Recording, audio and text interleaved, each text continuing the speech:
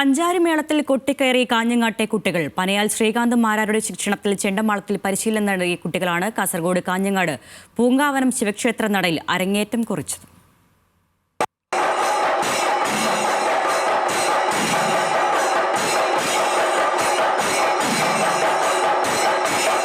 കാഞ്ഞങ്ങാട് ഹൊസ്ദുർഗ് പൂങ്കാവനം ശിവക്ഷേത്ര ആഘോഷ കമ്മിറ്റിയുടെ നേതൃത്വത്തിൽ വാദ്യകലയിൽ പരിശീലനം നേടിയ കുട്ടിക്കൂട്ടമാണ് മഹാദേവനെ സാക്ഷിയാക്കി ക്ഷേത്ര തിരുനടയിൽ അരങ്ങേറ്റം കുറിച്ചത്.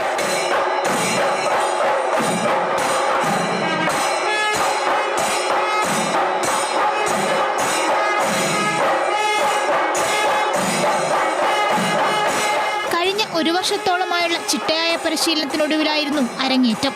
4 നൂറ്റാണ്ടുകാലമായി വാദ്യകലാരംഗത്ത് സജീവ സാന്നിധ്യമായ പനയാൽ ശ്രീകാന്ത് മാരാരുടെ ശിക്ഷണത്തിലായിരുന്നു പഠനം. ഏകദേശം ഒരു 150ഓളം ശിഷ്യന്മാർ എനിക്ക് ഈ പഠനത്തിലൂടെ ഈ ഭഗവാന്റെ അനുഗ്രഹത്താൽ അങ്ങനെ പൂങ്കാമോനം അമ്പലത്തിൽ വെച്ചിട്ട് എനിക്ക് കുറച്ച് ഒരു 15 കുട്ടികളെ പഞ്ചാരി മേളം പഠിപ്പിക്കുവാൻ വേണ്ടി സാധിച്ചിട്ടുണ്ട്. അമൽദേവ്, വാസുദേവ്, അഭിനവ്, ആരുഷ് KV, ശ്രീനന്ദ്, ശ്രീനാഥൻ, ദീക്ഷിത്, ഗൗഷിക് ദേവ്, സായി കൃഷ്ണ, നെവിൻ, സനൽ, അനന്തജിത്ത്, തൽസത്, അക്ഷയ് ദേവ് എന്നീ കുട്ടികളാണ് 1 മണിക്കൂറോളം പഞ്ചാരിമേളത്തിന്റെ വിവിധ കാലങ്ങൾ കൊട്ടിക്കയറിയത്.